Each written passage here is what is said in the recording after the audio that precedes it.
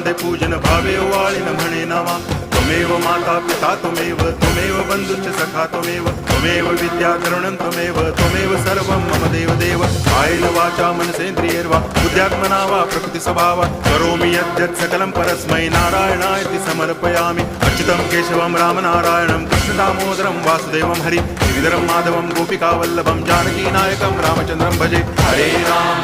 Ram Ram